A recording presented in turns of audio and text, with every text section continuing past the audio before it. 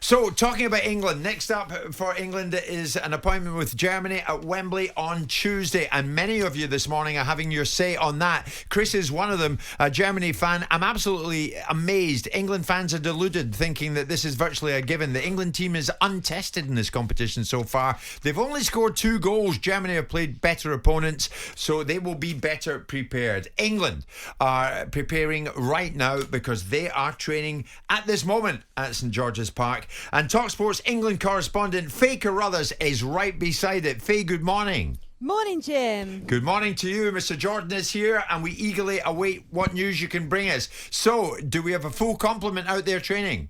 We don't. As we knew, Ben Chilwell and Mason Mount are here. They are training on site, but in a private location away from the rest of the squad, obviously after being in contact with Billy Gilmour, who tested positive for COVID-19. Harry Maguire is also not out training today with the rest of the team. He's doing his own individualised programme indoors. It's been emphasised to us that he's not injured. It's just load management, which we've had with a number of the players, including Jack Grealish over the past couple of weeks as well. So he's training separately. As I understand it, he was due to play golf yesterday with some of the players. So I think they're literally just managing his load in terms of we saw 90 minutes from him against the Czech Republic, which nobody expected in the group stage. He hadn't played since May the 9th. So he's just training away from the squad today.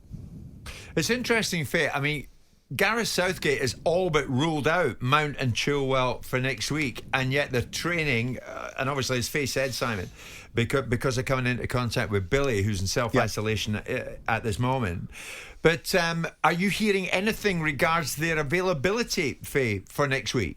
Well, I asked Gareth Southgate after the Czech Republic game about that, and he said it's going to be very, very difficult because they are, the Daily Mail reported this morning that the FA are requesting that they would be able to train socially distanced with the rest of the squad. At some point. They're waiting for guidance from Public Health England on that at the moment because, of course, that is how players trained in Project Restart when the Premier League returned. So they're seeing whether or not that's possible.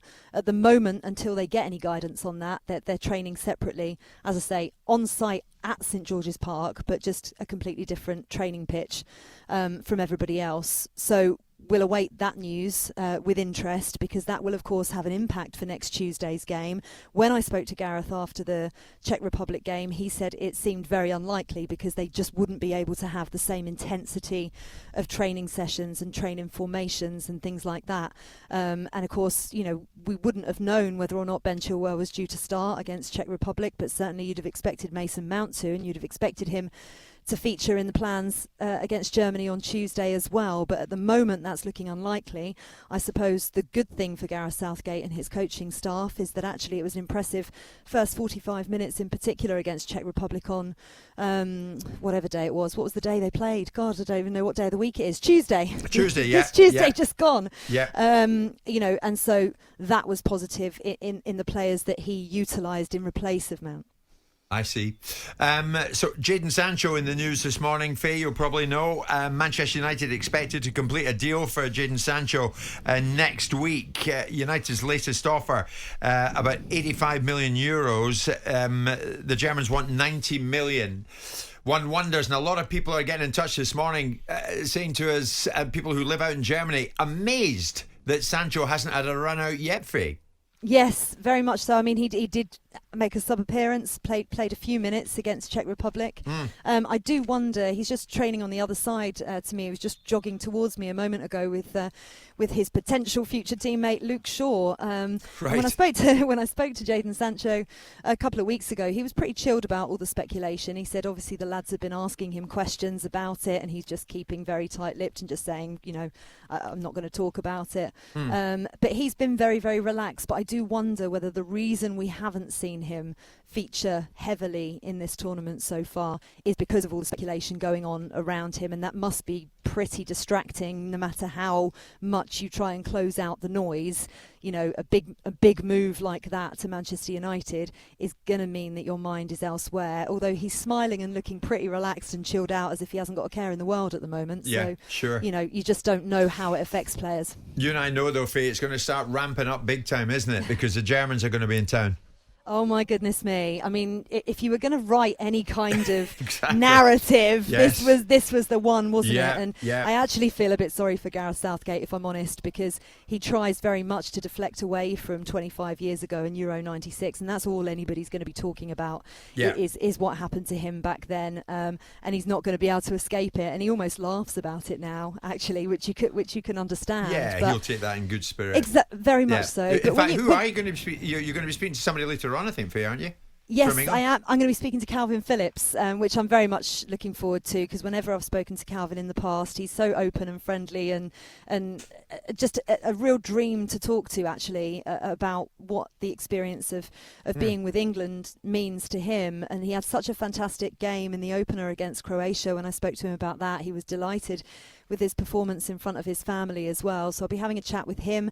Jordan Henderson's going to be speaking in the press conference as well, which will be interesting, because obviously he got 45 minutes on Tuesday night as well. And so see how he came out of that. Because when I spoke to Harry Maguire after the match, his first 90 minutes, as I said earlier, since May the 9th, he said he'd actually been really anxious going into the match, anxious about the injury and how he was going to be able to get through the time, anxious about playing in front of fans again after so long out. And of course, Jordan Henderson's had even longer out than that.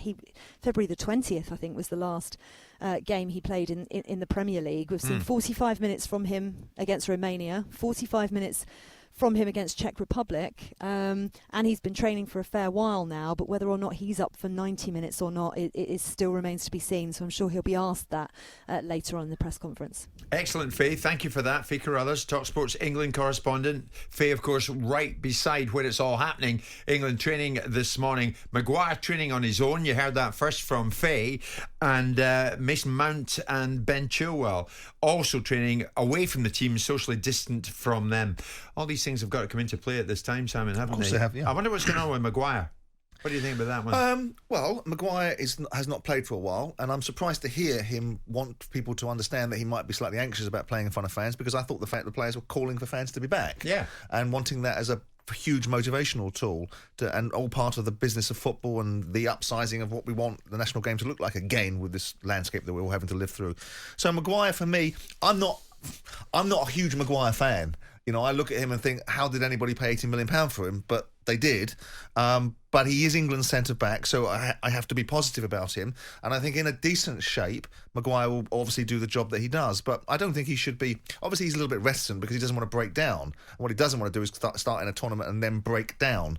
But, you know, he should be on the front foot, looking forward, rather than giving our reporters the idea that he's a little bit anxious because we want our players confident, don't we, for crying out loud. So that's the news coming out of the England camp this morning. England training at this moment. Mount and Chilwell training away from the main group, socially distant from them, of course, after coming into contact with our own Billy Gilmore down at Wembley just some days ago. But also Harry Maguire away from the main group as well. Jim White and Simon Jordan, Monday to Thursday morning, 10 till 1. On AM, on DAB, via the talkSPORT app and on your smart speaker. talkSPORT.